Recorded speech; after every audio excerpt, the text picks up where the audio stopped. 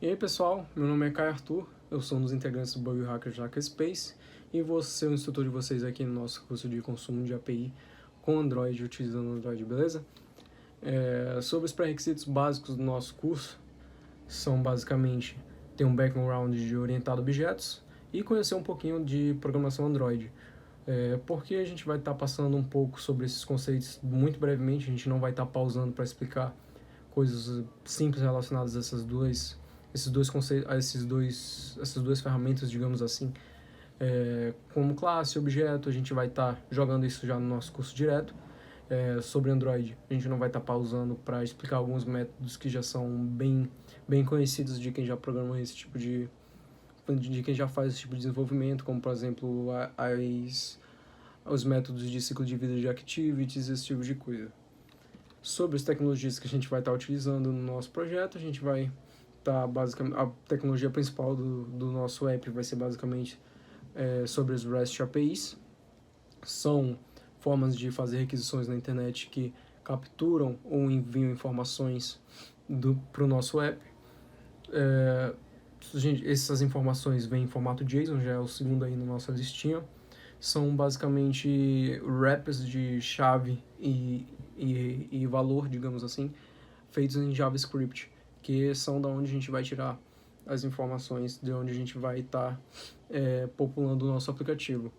Sobre as bibliotecas Android, são basicamente implementações, digamos assim, dependências de terceiros, desenvolvidas por terceiros, que a gente vai estar utilizando para tornar nossa vida um pouco mais prática ao longo do curso, ao longo do desenvolvimento desse app. São, digamos, features que já vêm basicamente pré-moldadas para que a gente só possa inserir no nosso projeto e trabalhar com mais facilidade. Sobre o GitHub, essa é a ferramenta da qual a gente vai estar consumindo a API, então talvez muitos de vocês já devem conhecer, porque é muito utilizada no meio de desenvolvimento. Git é a ferramenta que a gente mais trabalha ainda para controle de versão no mercado. E é dela que a gente vai estar consumindo a API, como eu falei. Sobre o nosso projeto em si, vai ser uma aplicação com ilimitado, eu coloquei aí, mas é porque eu não sou muito designer, então a gente não vai estar se preocupando muito em fazer um aplicativo bem chamativo, digamos assim, bonito. Um aplicativo que seja interessante o suficiente para que você ache na Play Store e baixe no seu celular. A gente só vai estar fazendo mesmo o que a gente chama de integração. É só pegar essas informações e jogar na tela. Se vocês quiserem desenvolver uma interface um pouquinho mais agradável, fique à vontade, fica a critério de vocês. Vocês podem terminar o curso e tentar fazer essa interface depois, ou então podem fazer durante o curso. Fica um pouquinho mais complicado de acompanhar, mas não é impossível, beleza? Sobre o nosso projeto ainda, a biblioteca que a gente vai estar utilizando é a Volley. É uma biblioteca documentada pela Google, da própria Google, e ela é utilizada para fazer ela foi desenvolvida especialmente para fazer essas requisições que a gente vai estar fazendo aqui. Ela é um pouco verbosa, existem algumas alternativas à Volley hoje no mercado que estão ganhando força ainda, mas como retrofit, por exemplo, mas eu tive um pouco de problemas de me adaptar ao retrofit, porque eu tive algumas dificuldades e não estava muito bem documentado ainda essa ferramenta. Tem algumas coisas assim que ainda estão um pouco nebulosas sobre essa biblioteca, mas fica aí uma dica para vocês darem uma pesquisada depois que acabarem esse curso. Tentar desenvolver, como um projeto mais à frente, digamos assim, tentarem desenvolver esse mesmo aplicativo utilizando retrofit. É possível, não é tão complexo assim, os problemas que eu tive foram relacionados a outro projeto, mas é muito possível sim utilizar o retrofit para fazer o que a gente vai fazer aqui nessa aula, beleza? Sobre os conceitos que foram citados anteriormente, sobre as tecnologias que foram citadas anteriormente, a gente vai passear aqui um pouquinho sobre os conceitos de cada uma. A gente vai começar com o REST APIs e vai dar um rápido resumo sobre protocolos HTTP. Bom, fazendo uma analogia aqui um pouco, digamos assim, fora do assunto, vamos supor que a Google tem as informações do Google Maps num servidor e ela quer tornar esse servidor disponível para que produtos de terceiros possam acessar essas informações. Abstraindo agora esse servidor para uma mansão, obviamente mansão tem vários cômodos, tem vários quartos, várias salas, vários banheiros, e nosso aplicativo, vamos dizer que é uma pessoa, e essa pessoa quer entrar nessa mansão. Para que isso aconteça, é preciso que essa mansão tenha portas, não só a porta de entrada, mas também porta para todos os cômodos dessa mansão. A API é basicamente isso, são essas portas. Cada porta leva um cômodo diferente. Cada rota, cada endpoint da API leva uma informação diferente e nosso aplicativo pode acessá-la. Algumas portas estão trancadas, assim como algumas rotas não são acessíveis para qualquer usuário, a não ser que ele tenha uma chave. Isso também acontece no nosso API. Então, é uma analogia aí que cobre bastante dos conceitos que a gente poderia estar explicando aqui de outra forma. Mas aí, sim, sobre o conceito técnico de API, significa Application Programming Interface, ou em português, interface de programação de aplicativos. É um conjunto de normas e regras de disponibilização dessas informações para que terceiros possam acessá-la. Basicamente isso. Sobre a arquitetura REST, eu coloquei no slide as duas características mais importantes de uma arquitetura REST, que eu considerei mais importante. A primeira é a arquitetura cliente-servidor. Ela define basicamente 3 agentes aí no meio nesse interfaceamento, digamos assim, que é o cliente, que é o aplicativo. Cliente é igual ao aplicativo. O servidor seria onde essas informações estão armazenadas, de onde a gente vai retirá-las, e os recursos, que são exatamente essas informações. A segunda característica é a interface uniforme. Acredito que seja a característica mais importante de toda a arquitetura REST. Ela possibilita que a uniformização do acesso a essas informações, ela possibilita, por exemplo, que nosso app, tanto de uma plataforma Android, como de uma plataforma de iOS, como de uma plataforma desenvolvida utilizando algum framework em JavaScript, ou até mesmo utilizando a web, seja acessível para o nosso aplicativo que esteja rodando em todas essas plataformas, uniformiza, torna a nossa API, nossas informações independentes de onde o nosso aplicativo está as acessando. Beleza?